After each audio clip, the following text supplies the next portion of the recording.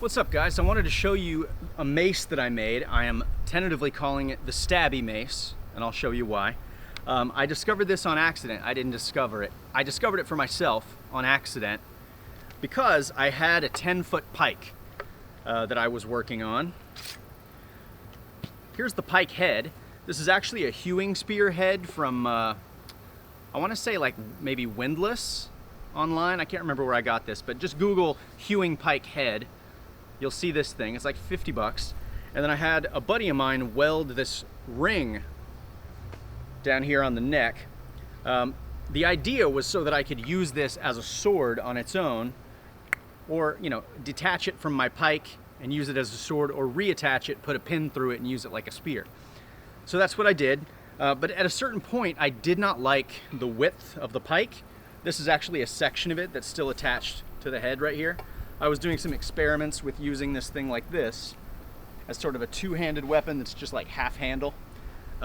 Anyway, I had my neighbor saw me practicing with an ash quarterstaff, and he's like 13 years old. He wanted a quarterstaff, so I cut the middle out of this pike because I wanted to replace the shaft anyway, and I gave it to him to use as a quarterstaff. So I was left with this on the head end, and then on the back end of the pike, I had put a big steel plumbing cap with a little bit of epoxy putty, and I had drilled a hole about 6 to 8 inches deep down the middle of this shaft and set a really thick, 1/4 inch thick nail. It goes to about here inside the shaft, and it's epoxied in place, and there's a hole drilled in the end of that pipe cap. So once I had set that in there, that was going to be like, they call it the lizarder, all right, or the finisher spike on the back end of the pike. Some people say it was for, you know, sticking into the ground to stab lizards, why they call it a lizarder. Some people have said that it's for driving into the ground so you can set your foot on the pike against a charge. I don't actually know what it's for, but when I cut it off, I realized that it was basically a mace with a spike coming out of the end. So I decided to go with that and practice with it. And what I found is with a mace, you're kind of limited, right? You don't have any thrusting attacks unless the mace has a spike on the end, or maybe some sharpened flanges that you could try to cut with. But just adding this nail on the end really makes this mace a lot more versatile, because now you can swing it, right?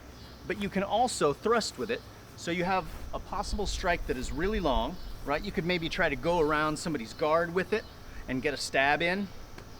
If they get really close and you're fighting inside and you can't swing the mace that hard because they're kind of inside your range, you can just put both hands on the shaft of this thing and just use it as a really short range force multiplier or stabbing weapon. And you can use it in either orientation, like this, driving that spike forward, which is horrifying, or just switch your hands like this, keep it tight, and work on the inside with it.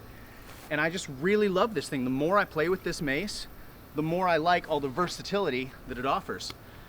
So anyway, I'm calling it the Stabby mace right now because that's just literally what it is.